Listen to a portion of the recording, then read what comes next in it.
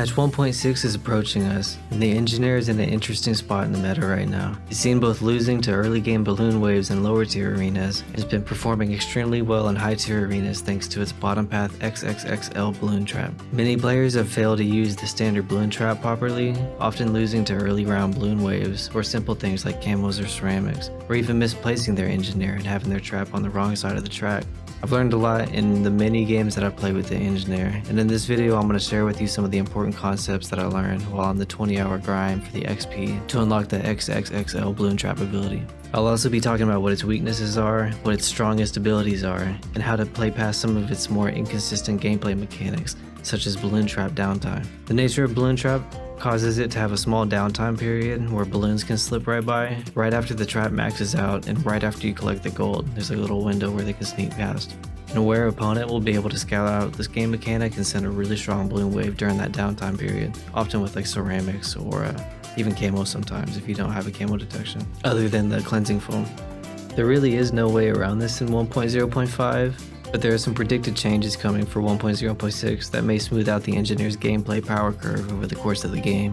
The engineer overall feels rather clunky and inconsistent at times compared to other potential early game or economic tower options, such as the druid or sniper for farming. Now once you get XXXL Trap, however, the engineer kind of completely changes as a tower, for something rather weak compared to other options, to one of the strongest towers in patch 1.0.5. XXXL Trap is an amazing ability, and that's why engineers are still seen in masters late into 1.0.5. This ability alone can eat large amounts of fortified DDTs, and it has an extremely small downtime window, making it really hard for your opponent to correctly time their attack into this window.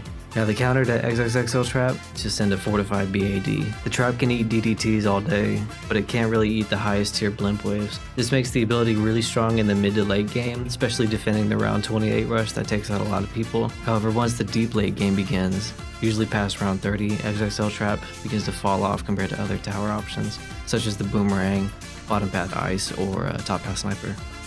There's a large time gap between when you first use the engineer and when you finally unlock XXXL Trap. I've timed my progress with VIP for patch 1.0.5, and on average it'll take me about 20 hours of gaming to gain enough XP to unlock the XXXL Trap. Now 20 hours of engineer gameplay without XXXL Trap is a pretty long time, so the question is it worth playing the engineer for 20 hours without XXXL Trap to unlock the trap?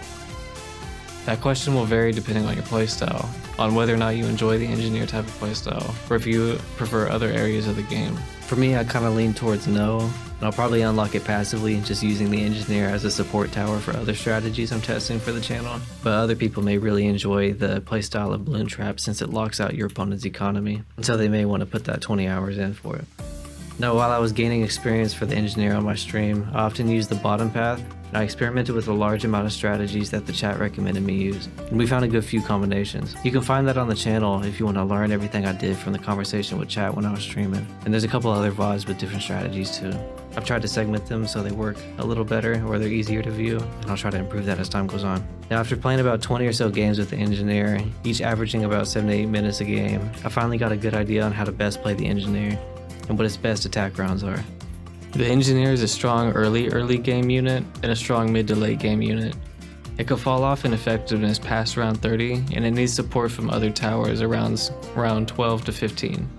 Cleansing foam can also hold a large amount of attacks. However, a good opponent with a good economy that game will be able to pull out an all-in and sneak past most of the cleansing foam. You can try to counter this by having multiple cleansing foam engineers in the early game. However, for me that felt kind of clunky compared to some of the other strategic options I tested, like taking a submarine for camo or something. If you're using the engineer as your first tower place, I almost always went with the bottom path, and I usually didn't lose lives in the process. The top path is also rather fun to begin the game with, and I like seeing large amounts of towers on screen.